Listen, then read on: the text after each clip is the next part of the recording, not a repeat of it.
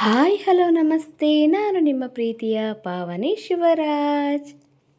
ನಾನು ಇವತ್ತು ತೋರಿಸುವಂಥ ರೆಸಿಪಿ ಮೇಥಿ ಮಟರ್ ಮಲೈ. ಮೇಥಿ ಮಟರ್ ಮಲೈ ಮಾಡಲು ಬೇಕಾಗುವ ಸಾಮಗ್ರಿಗಳು ಹಾಗೂ ಮಾಡುವ ವಿಧಾನ ಹೇಗೆ ಅಂತ ನೋಡೋಣ ಬನ್ನಿ. ಹಾಗೆ ನನ್ನ ಚಾನಲ್ನ ಫಸ್ಟ್ ಟೈಮ್ ನೋಡ್ತಾ ಇರೋರು ಪ್ಲೀಸ್ ಸಬ್ಸ್ಕ್ರೈಬ್ ಮಾಡ್ಕೊಳ್ಳಿ. ಹಾಗೆ ಪಕ್ಕದಲ್ಲಿರುವ ಬೆಲ್ ಬಟನ್ನು ಕೂಡ ಕ್ಲಿಕ್ ಮಾಡಿ. ಇದೇ ಥರ ಹೊಸ ರೆಸಿಪಿಗಳಿಗೋಸ್ಕರ ನನ್ನ ಚಾನಲ್ನ ಸಬ್ಸ್ಕ್ರೈಬ್ ಆಗೋದನ್ನು ಮಾತ್ರ ಮರಿಬೇಡಿ. ಹೊಸ ವೀಡಿಯೋಸ್ಗಳನ್ನು ಹಾಕ್ತಾ ಇರ್ತೀನಿ, ನೋಡಿ ಸಪೋರ್ಟ್ ಮಾಡಿ. ಮೇಥಿ ಮಟರ್ ಮಲೈ ಮಾಡಲು ಬೇಕಾಗುವ ಸಾಮಗ್ರಿಗಳು ಹೀಗಿವೆ, ನೋಡೋಣ ಬನ್ನಿ. ಒಂದೊಂದಾಗಿ ತಿಳಿಸ್ತೀನಿ. ಮೊದಲನೇದಾಗಿ ಮೆಂತ್ಯ ಸೊಪ್ಪು, ಈರುಳ್ಳಿನ ಮಿಕ್ಸಿ ಮಾಡ್ಕೊಂಡಿದ್ದೀನಿ, ಫ್ರೆಶ್ ಕ್ರೀಮು, ಗೋಡಂಬಿನ ನೆನೆಸ್ಬಿಟ್ಟು ಪೇಸ್ಟ್ ಥರ ಮಾಡ್ಕೊಂಡು ಇಟ್ಕೊಂಡಿದ್ದೀನಿ, ಹಸಿ ಬಟಾಣಿ, ರುಚಿಗೆ ತಕ್ಕಷ್ಟು ಉಪ್ಪು, ಸ್ವಲ್ಪ ಸಕ್ಕರೆ, ಪಲಾವ್ ಎಲೆ, ಸ್ವಲ್ಪ ಜೀರಿಗೆ, ಶುಂಠಿ ಬೆಳ್ಳುಳ್ಳಿ ಪೇಸ್ಟ್, ಹಸಿಮೆಣಸಿನಕಾಯಿ ಪೇಸ್ಟ್, ಸ್ವಲ್ಪ ಕಡಲೆಬೇಳೆ ಹಿಟ್ಟು, ಕೊತ್ತಂಬರಿ, ಎಣ್ಣೆ ಮತ್ತು ಸ್ವಲ್ಪ ಗರಂ ಮಸಾಲ ತೊಗೊಂಡಿದ್ದೀನಿ. ಈಗ ಮಾಡುವ ವಿಧಾನ. ಮೊದಲು ಒಂದು ಪ್ಯಾನನ್ನು ಬಿಸಿಯಾಗೋದಕ್ಕೆ ಇಟ್ಟಿದ್ದೀನಿ. ಪ್ಯಾನ್ ಬಿಸಿಯಾದ ನಂತರ ಅದಕ್ಕೆ 1 ಟೇಬಲ್ ಸ್ಪೂನಷ್ಟು ಎಣ್ಣೆ ಹಾಕ್ತಾಯಿದ್ದೀನಿ. ಎಣ್ಣೆ ಬಿಸಿಯಾದ ನಂತರ ಪಲಾವ್ ಎಲೆ ಮತ್ತು ಜೀರಿಗೆ ಹಾಕ್ಕೊತಾ ಇದ್ದೀನಿ. ನಾನು ಯಾವಾಗಲೂ ಒಳ್ಳೊಳ್ಳೆ ರೆಸಿಪಿಗಳನ್ನು ನಿಮ್ಮ ಜೊತೆ ಶೇರ್ ಮಾಡ್ತಾ ಇರ್ತೀನಿ. ನಿಮಗೆ ಯಾವುದಾದ್ರೂ ಅಡುಗೆ ರೆಸಿಪಿ ಬೇಕು ಅಂದರೆ ಕಮೆಂಟ್ ಬಾಕ್ಸಲ್ಲಿ ಕಮೆಂಟ್ ಮಾಡಿ ತಿಳಿಸಿ. ನಾನು ಖಂಡಿತ ಆ ಒಂದು ವಿಡಿಯೋನ ನಿಮಗೋಸ್ಕರ ಶೇರ್ ಮಾಡ್ತೀನಿ. ನೋಡಿ, ಜೀರಿಗೆ ಎಲ್ಲ ಫ್ರೈ ಆದಮೇಲೆ ಶುಂಠಿ ಬೆಳ್ಳುಳ್ಳಿ ಪೇಸ್ಟ್ ಹಾಕ್ಕೊತಾ ಇದ್ದೀನಿ.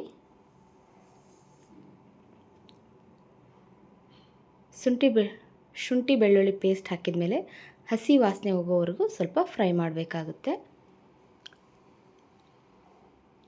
ಇದು ಹಸಿ ಇರುತ್ತೆ ಸ್ವಲ್ಪ, ಹಾಗಾಗಿ ಎಣ್ಣೆ ಸಿಡಿಯುತ್ತೆ. ಸ್ವಲ್ಪ ಕೈ ಆಡಿಸಿದ ನಂತರ ಮೆಣಸಿನಕಾಯಿ ಪೇಸ್ಟನ್ನು ಕೂಡ ಹಾಕ್ಕೊತಾ ಇದ್ದೀನಿ. ಇದಕ್ಕೆ ಹಸಿ ಮೆಣಸಿನಕಾಯಿ ಪೇಸ್ಟ್ ಹಸಿ ವಾಸನೆ ಹೋಗೋವರೆಗೂ ಸ್ವಲ್ಪ ಚೆನ್ನಾಗಿ ಫ್ರೈ ಮಾಡಬೇಕಾಗುತ್ತೆ. ನೆಕ್ಸ್ಟು ಈರುಳ್ಳಿನ ಮಿಕ್ಸಿ ಮಾಡಿ ಇಟ್ಕೊಂಡಿದ್ದೀನಿ. ಈಗ ಅದನ್ನು ಹಾಕಿ ಹಸಿ ವಾಸನೆ ಹೋಗೋವರೆಗೂ ಚೆನ್ನಾಗಿ ಫ್ರೈ ಮಾಡಬೇಕಾಗುತ್ತೆ. ಈ ಮೇಥಿ ಮಟರ್ ಮಲೈನ ನೀವು ನಿಮ್ಮ ಮನೇಲಿ ಟ್ರೈ ಮಾಡಿ ನೋಡಿ, ತುಂಬಾ ಚೆನ್ನಾಗಿ ಬರುತ್ತೆ. ನನಗಂತೂ ತುಂಬ ಚೆನ್ನಾಗಿ ಬಂದಿತ್ತು ಟೇಸ್ಟು. ಸೇಮ್ ರೆಸ್ಟೋರೆಂಟ್ ಸ್ಟೈಲೇ ಬರುತ್ತೆ. ಈ ಮೇಥಿ ಮಟರ್ ಮಲೈ ಅನ್ನದ ಜೊತೆ ಮತ್ತು ಚಪಾತಿ ಜೊತೆನೂ ಪೂರಿ ಜೊತೆನೂ ಕೂಡ ತಿನ್ನಬಹುದು, ಅಷ್ಟು ಚೆನ್ನಾಗಿರುತ್ತೆ.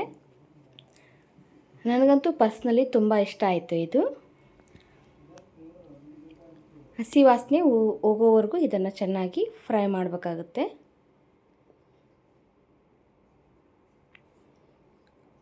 ಹಾಗೆ ನನ್ನ ಚಾನಲ್ನ ಫಸ್ಟ್ ಟೈಮ್ ನೋಡ್ತಾ ಇರೋರು ಪ್ಲೀಸ್ ಸಬ್ಸ್ಕ್ರೈಬ್ ಮಾಡ್ಕೊಳ್ಳಿ. ಹಾಗೆ ಪಕ್ಕದಲ್ಲಿರುವ ಬೆಲ್ ಬಟನ್ ಕೂಡ ಕ್ಲಿಕ್ ಮಾಡಿ.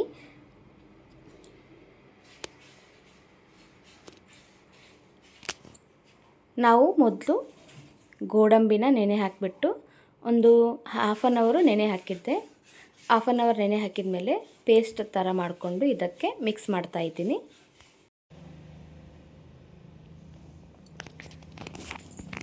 ಇದನ್ನು ಕೂಡ ಹಾಕಿಬಿಟ್ಟು ಒಂದ್ಸಲ ಚೆನ್ನಾಗಿ ಮಿಕ್ಸ್ ಮಾಡಬೇಕು. ನಾನು ತುಂಬ ವೆರೈಟಿ ಅಡುಗೆಗಳನ್ನು ನನ್ನ ಒಂದು ಚಾನಲ್ನಲ್ಲಿ ಹಾಕಿದ್ದೀನಿ, ನೋಡಿ ಸಪೋರ್ಟ್ ಮಾಡಿ. ಮತ್ತು ಒಂದು ಸ್ವಲ್ಪ ಕಡಲೆಬೇಳೆ ಹಿಟ್ಟನ್ನು ಕೂಡ ಹಾಕ್ಕೊತಾ ಇದ್ದೀನಿ. ಕಡಲೆಬೇಳೆ ಹಿಟ್ಟು ಹಾಕೋದ್ರಿಂದ ಕನ್ಸಿಸ್ಟೆನ್ಸಿ ಚೆನ್ನಾಗಿ ಬರುತ್ತೆ, ಹಾಗೆ ಟೇಸ್ಟ್ ಕೂಡ ಚೆನ್ನಾಗಿರುತ್ತೆ. ಇದನ್ನು ಕೂಡ ಚೆನ್ನಾಗಿ ಮಿಕ್ಸ್ ಮಾಡಬೇಕಾಗುತ್ತೆ. ಮೆಂತ್ಯ ಸೊಪ್ಪು ಆರೋಗ್ಯಕ್ಕೆ ತುಂಬಾ ಒಳ್ಳೆಯದು ಕೂಡ. ಯಾರು ಬೇಕಾದರೂ ಮೆಂತ್ಯ ಸೊಪ್ಪನ್ನ ಸೇವನೆ ಮಾಡಬಹುದು. ಹಾಗೆ ಗೋಡಂಬಿ ಹಾಕಿರೋದ್ರಿಂದ ಅದು ಕೂಡ ಆರೋಗ್ಯಕ್ಕೆ ತುಂಬಾ ಒಳ್ಳೆಯದು. ಹಸಿ ಬಟಾಣಿ ಕೂಡ ಆರೋಗ್ಯಕ್ಕೆ ತುಂಬಾ ಒಳ್ಳೆಯದು. ನೋಡಿ, ಈ ಥರ ಆಗಿದೆ, ಎಲ್ಲ ಹಸಿ ವಾಸನೆ ಎಲ್ಲ ಚೆನ್ನಾಗಿ ಹೋಗಿದೆ. ಈಗ ಇದಕ್ಕೆ ನಾವು ಹಸಿ ಬಟಾಣಿಯನ್ನು ಹಾಕ್ಕೊಳ್ಳೋಣ. ನಾನು ಇದನ್ನು ಒಂದು ಸಲ ಕುದಿಸ್ಕೊಂಡು ಇಟ್ಕೊಂಡಿದ್ದೀನಿ ಹಸಿ ಬಟಾಣಿನ. ಈಗ ಸೀಸನ್ ಅಲ್ವಾ, ಸೊ ಹಾಗಾಗಿ ಹಸಿ ಬಟಾಣಿ ಸಿಗ್ತಾ ಇದೆ. ಅದನ್ನು ತೆಗೆದುಬಿಟ್ಟು ಅದನ್ನು ಹೇಗೆ ನಾವು ಸ್ಟೋರ್ ಮಾಡಿ ಇಡಬೇಕು ಅಂತೇಳಿ ಹಿಂದಿನ ವಿಡಿಯೋದಲ್ಲಿ ನಾನು ತಿಳಿಸ್ಕೊಟ್ಟಿದ್ದೀನಿ. ನೋಡಿಲ್ಲ ಅಂತಂದರೆ ಲಿಂಕ್ನ ಡಿಸ್ಕ್ರಿಪ್ಷನ್ ಬಾಕ್ಸಲ್ಲಿ ಹಾಕಿರ್ತೀನಿ, ಹೋಗಿ ಚೆಕ್ ಮಾಡಿ. ಹಾಗೆ ಮತ್ತೊಂದು ಕಡೆ ಒಂದು ಪಾತ್ರೆಯಲ್ಲಿ ನೀರನ್ನು ಕುದಿಯೋದಕ್ಕೆ ಇಟ್ಟಿದ್ದೀನಿ. ಅದಕ್ಕೆ ನಾವೀಗ ಮೆಂತ್ಯ ಸೊಪ್ಪನ್ನು ಹಾಕ್ಕೊಳ್ಳೋಣ.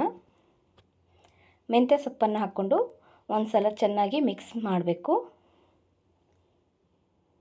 ಅದು ಚೆನ್ನಾಗಿ ಕುದಿಬೇಕು, ಅಲ್ಲಿವರೆಗೂ ಅದನ್ನು ಕುದಿಯೋದಕ್ಕೆ ಬಿಡೋಣ. ಮತ್ತೊಂದು ಕಡೆ ಇದು ಕೂಡ ಚೆನ್ನಾಗಿ ಕುದೀತಾ ಇದೆ. ಇದಕ್ಕೆ ಇನ್ನೂ ಸ್ವಲ್ಪ ನೀರನ್ನು ಹಾಕ್ಕೊತಾ ಇದ್ದೀನಿ ನಾನು. ಒಂದು ಸಲ ಚೆನ್ನಾಗಿ ಮಿಕ್ಸ್ ಮಾಡಿ ಮತ್ತೊಂದು ಕಡೆ ಸೊಪ್ಪನ್ನು ಬೇಯೋದಕ್ಕೆ ಇಟ್ಟಿದ್ದೆ. ನೋಡೋಣ ಬನ್ನಿ ಅದೇನಾಗಿದೆ ಅಂತ. ನೋಡಿ, ಸೊಪ್ಪು ಚೆನ್ನಾಗಿ ಬೆಂದಿದೆ. ಈಗ ಇದನ್ನು ತಕ್ಕೊಳ್ಳೋಣ. ತಕ್ಕೊಂಡು ಒಂದು ಪಾತ್ರೆಯಲ್ಲಿ ಇಟ್ಕೊತಾ ಇದ್ದೀನಿ. ಅದಕ್ಕೆ ತಣ್ಣನೆ ನೀರಲ್ಲಿ ಮಿಕ್ಸ್ ಮಾಡಬೇಕು. ಈಗ ಇದಕ್ಕೆ ರುಚಿಗೆ ತಕ್ಕಷ್ಟು ಉಪ್ಪು ಮತ್ತು ಸ್ವಲ್ಪ ಸಕ್ಕರೆನ ಹಾಕ್ಕೊತಾ ಇದ್ದೀನಿ. ಸಕ್ಕರೆ ಹಾಕೋದ್ರಿಂದ, ಸಕ್ಕರೆ ಅಥವಾ ಬೆಲ್ಲ ಹಾಕೋದ್ರಿಂದ ಖಾರ ಅಥವಾ ನಮಗೆ ಆ್ಯಸಿಡಿಟಿ ಥರ ಆಗೋದಿಲ್ಲ. ಸೊ ಅದಕ್ಕೋಸ್ಕರ ಅದು ಸಕ್ಕರೆ ಬ್ಯಾಲೆನ್ಸ್ ಮಾಡುತ್ತೆ, ಅದಕ್ಕೋಸ್ಕರ ಇದನ್ನು ಹಾಕ್ಕೊತಾ ಇದ್ದೀನಿ.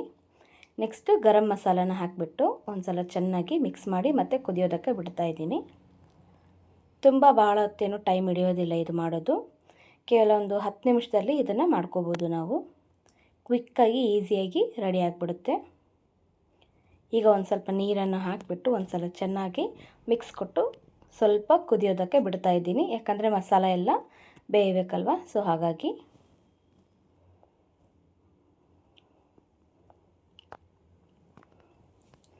ನಾನು ತುಂಬ ಒಳ್ಳೊಳ್ಳೆ ರೆಸಿಪಿಗಳನ್ನು ಹಾಕಿದ್ದೀನಿ. ರೈಸ್ ಐಟಮ್ಸ್ ಹಾಕಿದ್ದೀನಿ, ಪಲ್ಯಗಳನ್ನು ಹಾಕಿದ್ದೀನಿ, ರೊಟ್ಟಿ ಚಪಾತಿ ಮತ್ತು ನಿಮಗೆ ಇಡ್ಲಿ ಅಥವಾ ಯಾವುದಾದ್ರೂ ಬೇಕಿದ್ದರೂ ನನ್ನ ಒಂದು ಚಾನಲಲ್ಲಿ ನಿಮಗೆ ವಿಡಿಯೋ ಸಿಗುತ್ತೆ, ನೋಡಿ ಸಪೋರ್ಟ್ ಮಾಡಿ.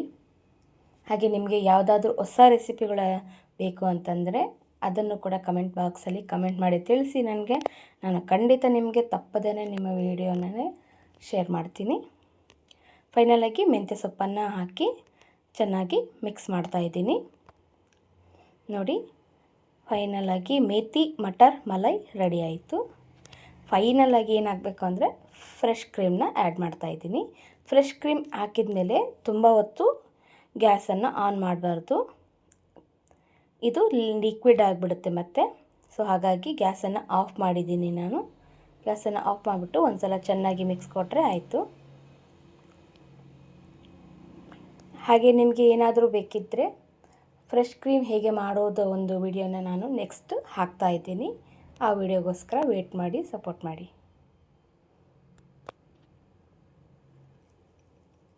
ಹೇಗೆ ಮಾಡೋದು ಫ್ರೆಶ್ ಕ್ರೀಮ್ ಅಂತ ನಾನು ನೆಕ್ಸ್ಟ್ ವಿಡಿಯೋದಲ್ಲಿ ನಿಮಗೆ ತಿಳಿಸ್ಕೊಡ್ತೀನಿ.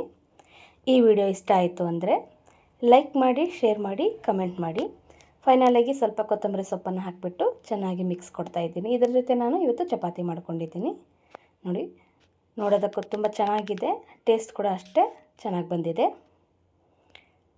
ಫೈನಲಾಗಿ ಚಪಾತಿ ಜೊತೆ ಮೇಥಿ ಮಟರ್ ಮಲೈ ರೆಡಿ ಆಯಿತು. ಈ ವಿಡಿಯೋ ಇಷ್ಟ ಆಯಿತು ಅಂದರೆ ಲೈಕ್ ಮಾಡಿ, ಶೇರ್ ಮಾಡಿ, ಕಮೆಂಟ್ ಮಾಡಿ. ಪ್ಲೀಸ್ ಸಬ್ಸ್ಕ್ರೈಬ್ ಮಾಡಿ. ಹಾಗೆ ಪಕ್ಕದಲ್ಲಿರುವ ಬೆಲ್ ಬಟನ್ನು ಕೂಡ ಕ್ಲಿಕ್ ಮಾಡಿ. ನನ್ನ ಎಲ್ಲ ಹೊಸ ವೀಡಿಯೋಸ್ ನೋಟಿಫಿಕೇಷನ್ ನಿಮಗೆ ಫಸ್ಟ್ ಬರುತ್ತೆ. ಮತ್ತೊಂದು ವಿಡಿಯೋ ಜೊತೆ ಸಿಗೋಣ. Thank you for watching.